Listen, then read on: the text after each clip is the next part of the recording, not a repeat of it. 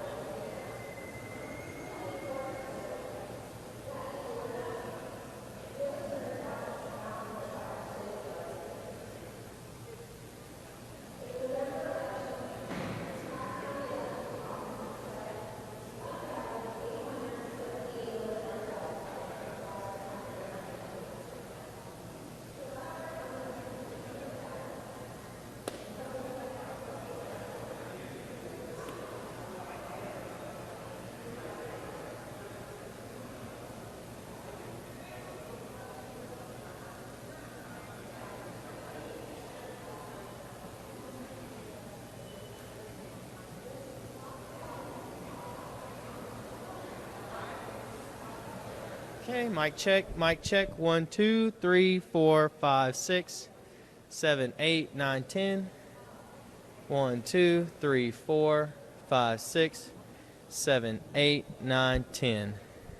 Everything okay? Okay. All right, all good? Okay. Sounds good. All right. Thanks, guys.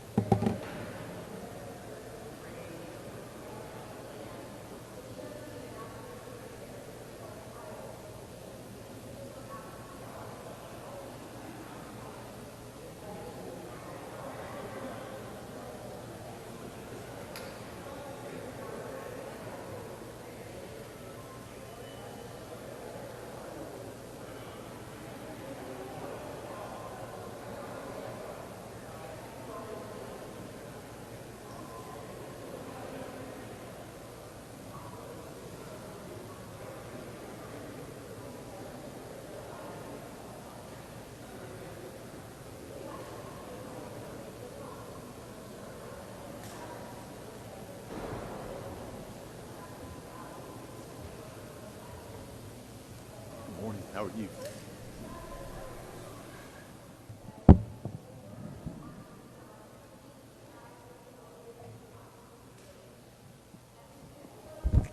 All right. Good morning, everyone. I'm Vic Reynolds from the Georgia Bureau of Investigation. I'm the director there. Thank you so much for coming out this morning. I'll be relatively brief, and it's my understanding we will open it up for questions. We have folks from the Secretary of State's office here as well as from GBI to entertain any questions.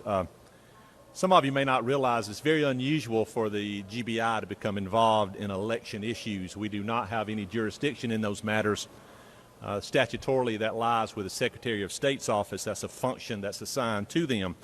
However, in this particular instance, the GBI was asked to assist, come in as an assisting agency to help the Secretary of State's office regarding a decision that the Secretary had made to conduct an audit of the absentee by mail ballot oath envelopes in Cobb County, Georgia. The Secretary made a decision to conduct that audit, made a decision to conduct it in that particular county, and then ask us as the GBI to come in to assist simply because of manpower issues, the sheer volume of folks that it would take to conduct that. We then, after agreeing to assist in that regard, we then met with the Secretary of State's folks and put together an audit team. That audit team consisted of law enforcement officers from both the Secretary of State's office and from the Georgia Bureau of Investigation, some of our agents. The mission in that audit was to review absentee ballot oath envelopes that had been randomly selected out of the group of absentee ballot oath envelopes. We decided to audit 10% of those particular ballots because we figured at the end that 10% would give us a confidence level of about 99%, which is what we were aiming for in this particular endeavor. That equated out to be about 15,118 absentee ballot oath envelopes that were audited by this team. The audit was actually physically conducted on December 21 and 22 in Cobb County, Georgia. The results of that audit confirmed the accuracy of the initial determination of the Cobb County Election Department in all but 2 cases.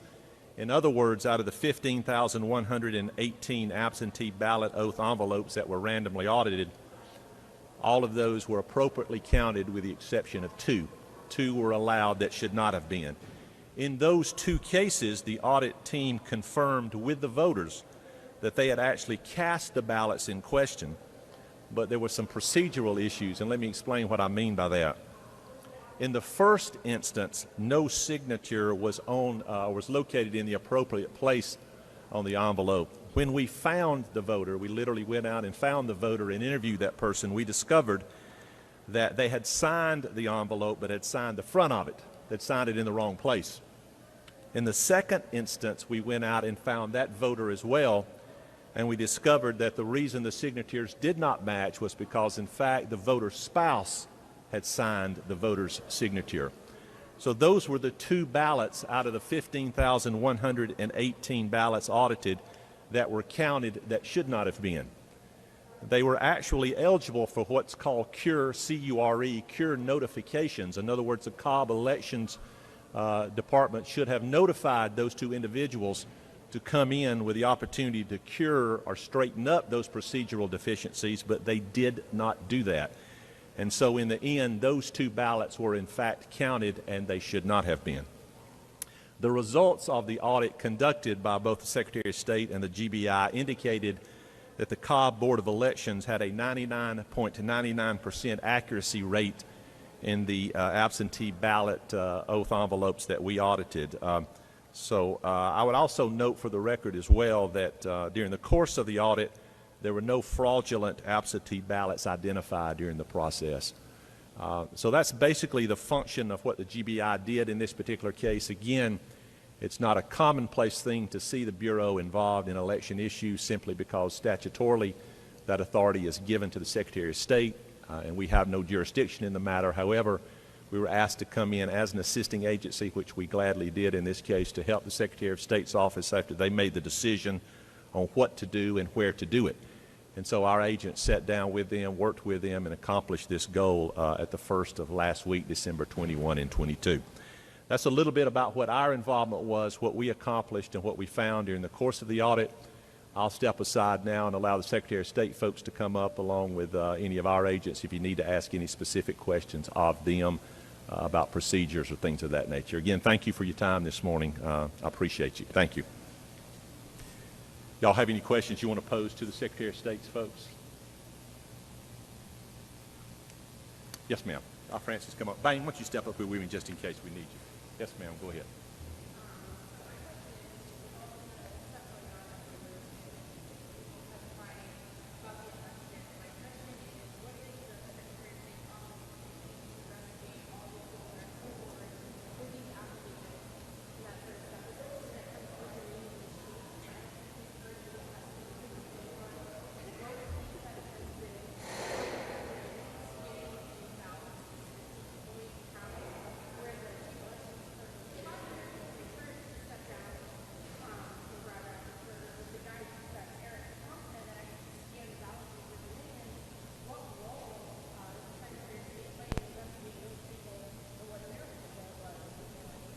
Right. We have obviously hundreds of investigations that are open at this time, the affidavits that have been forwarded to us. We are following up on all of the affidavits that have been provided, and all of the open investigations we are taking very seriously, and we are investigating those. Some of those we are also partnering with GBI on following up on.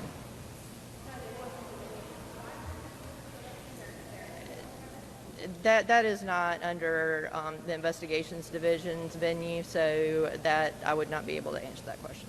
Director Reynolds, could you talk a little bit about the process of how you verify a signature? What work your agents were doing there when they looked at these ballots? Bang, would you help me with that? This is Special Agent Bane Rich, who was our point person for the GBI during the course of the investigation. If you'll make reference to the report, what we did was look at the oath envelope and then compare it with documents that are in the database of the Cobb County Elections Department and also in the Secretary of State's voter registration system. So it's looking at the totality of all the documents. You're comparing similarities in letter shapes, numbers, flourishes, and the slant of the signatures. And I thought it was very interesting that of the 15,118 envelopes that were reviewed by the audit team, that we only had 6 occasions where the two-member teams had an issue and had to have someone come in and actually make the call. So in our interviews with the Cobb County Elections Department in preparation to conduct this audit, they gave us some information that they use in comparing the signatures, but it was also, you'll know it when you see it. And that is exactly what we found to be true, is that our agents really had very little difficulty making the comparisons. As the report also states, there were approximately 396 that were forwarded, if you will, to our investigative teams that we had designated. And then they took it another step further, referencing more documents and ultimately following up with interviews with those identified voters. When you, going into this, did you expect to find some fraud? Out of 15,100 something ballots, is it surprising that there weren't any that were fraudulent? And can you speak to whether voters can trust the process? Well, I'll talk about the audit. The standard that we set when we began this audit was as any other GBI investigation. We knew that there could be criminal cases that may come out of this, potentially. So that was the standard that we went into it with seasoned agents and seasoned investigators with the Secretary of State's office. Regarding the faith in the system and the workings of the system, I'll defer to the Secretary of State's office for that. But again, as we always do in these cases, we followed our leads and we followed the evidence to where it ultimately took us.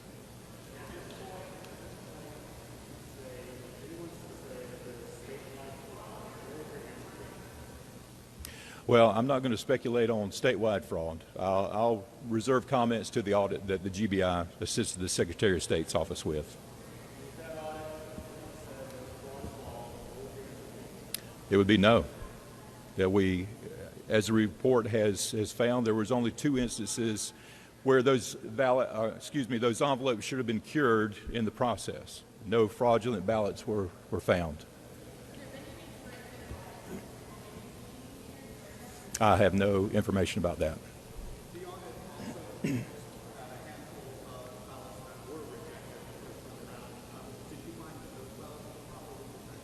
Yes, they were.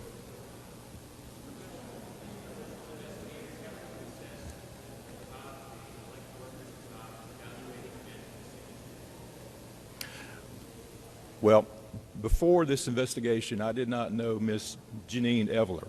She is the elections director for Cobb County. I want to personally thank her for her help in us doing this audit. And I think the report speaks very highly of her and her office. She was a consummate professional, gave us total access to her staff and to her database, which helped us to accomplish this audit.